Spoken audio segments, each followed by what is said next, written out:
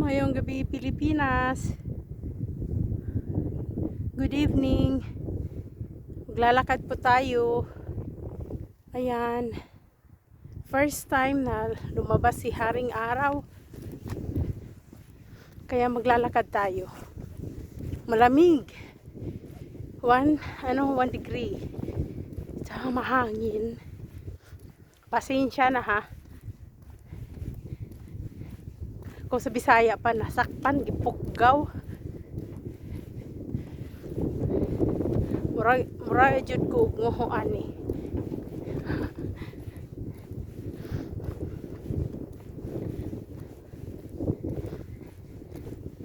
Dahil sa temperature, bababa, tataas. O kahapon 7 degrees kami. Ngayon biglang nagduwan. Kaya tapos dagdag mo pa ang hangin na malamig galing north. Kaya malamig. Malikot ang kamay ko kasi ang lamig.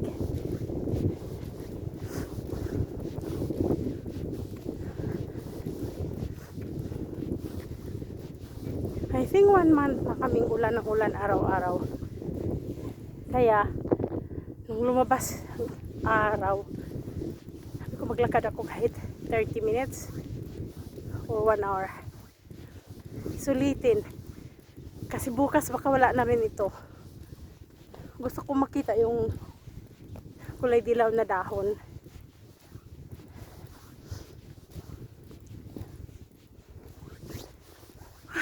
Lamig.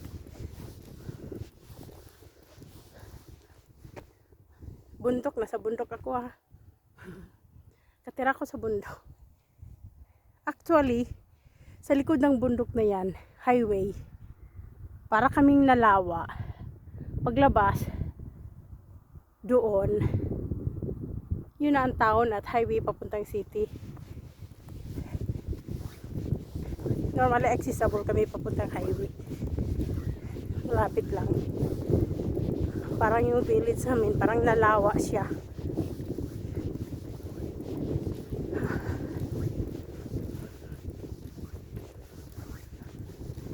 Malikot okay lang. Mahirap maghawak tapos malamig.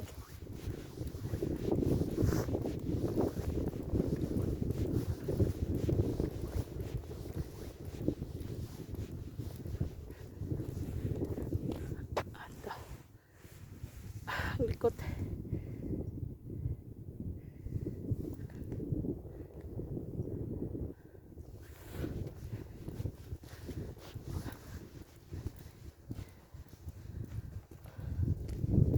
Yan, I think di ako sigurado kung wheat. Parang wheat siya.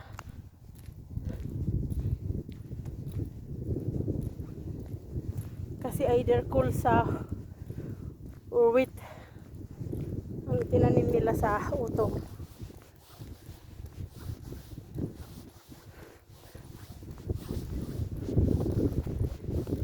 Wala na rin yung araw.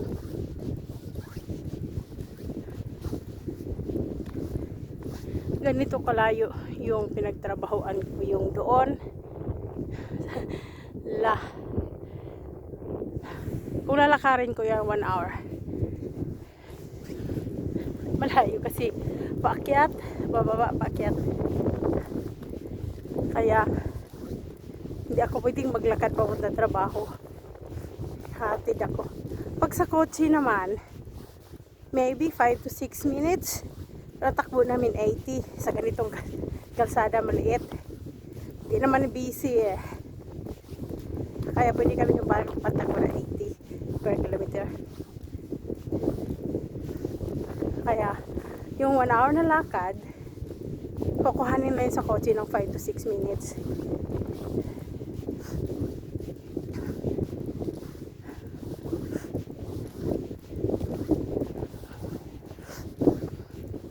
Grabe yung hangin.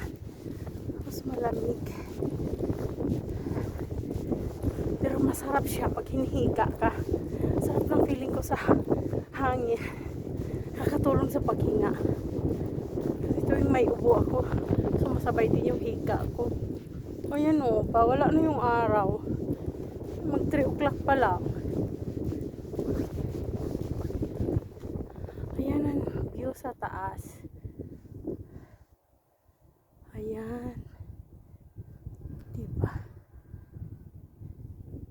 Napaka-green. Yung mga kahoy orange. Wala nang dahon yung iba.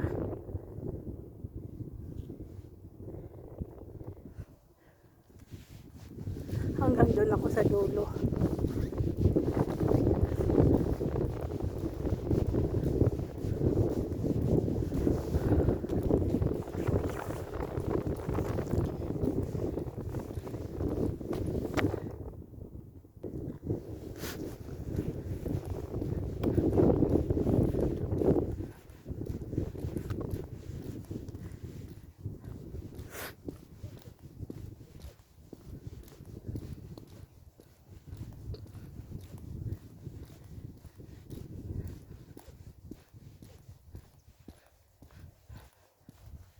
Ito naman itong area na to, lagi kong nilalagay sa video. Yung taniman ng plantation ng Mirabel. Kasi dito talaga ako naglalakad lagi. Dati everyday 1 hour. Para mabawasan yung bigat. Tapos huminto ako. Yan dyan o. Maganda siya.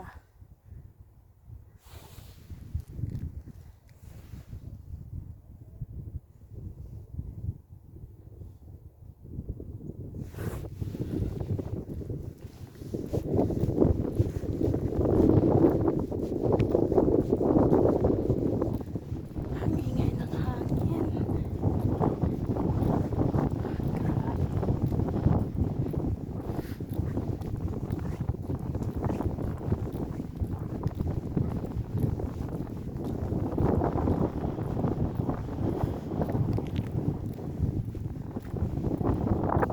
Sandali. Kuha tayo ng picture.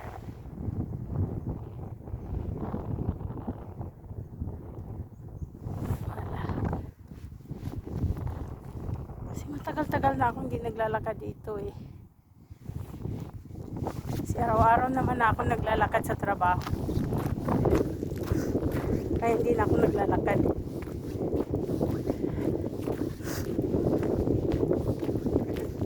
Saka pag winter, nakakatakot dito banda kasi madilim. Ikaw lang mag-isa. Takot ka. Kasi mag-isa ka lang, malayo yung mga bahay. Malay natin.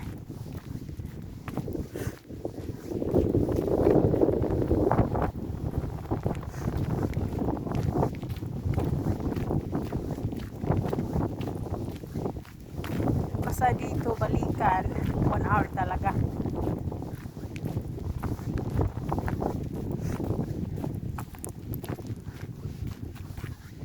Ayan, madilaw ang dahon. Late talaga yung autumn namin. Tingnan mo, may dahon pa oh. Dapat wala na yan.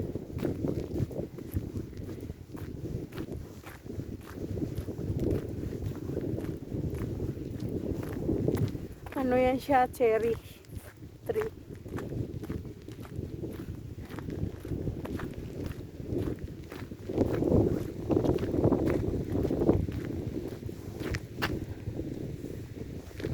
Lagay ko ng bantis ang lamig.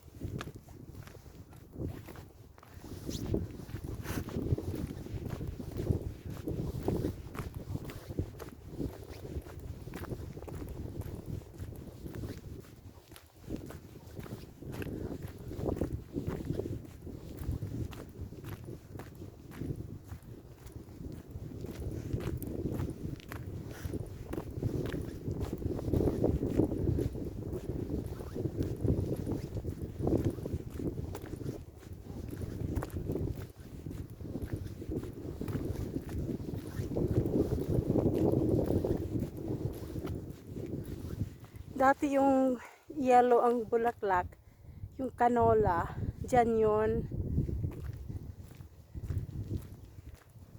Yung tinanim na canola, yung kolsa. Baka itatanim niya next time, ano. May tanim na. Para siyang, wet. Kasi every year, pinapalit-palitan nila. For example, this year, yung tinanim, hinarvest nila nung summer, canola. Kung magtanim sila ngayong autumn, hindi na canola, i-replace nila either wheat or mais. So nakita ko may tanim na, I think it's wet. Yung mais kasi late na yun nila itanim eh. Kasi ang harvest ng mais end of summer na. Yung mais na pagkain ng baka ha, hindi siya para sa tao. Kaya wala siyang lasa. Yung mga mais nila dito sa area, sa Vosges, hindi siya para sa tao. Yun yung pagkain nila sa baka tuwing winter.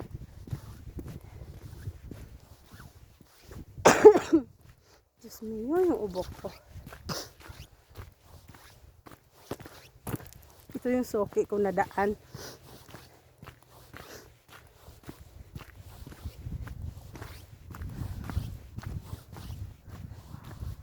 Ayan o. Yung makikita niyo yung tanim niya, mostly. Kung hindi yan grass eh. Yung green, wet yan.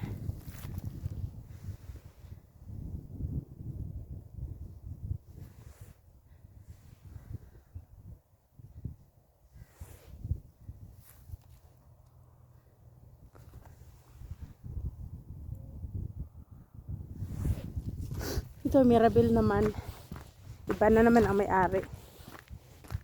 Saka yung makita sa baba, yung poultry. Mga manok yan.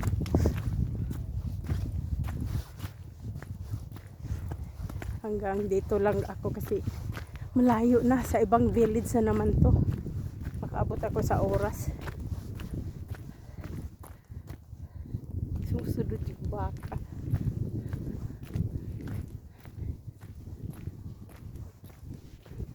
Hanggang sa corner lang ako.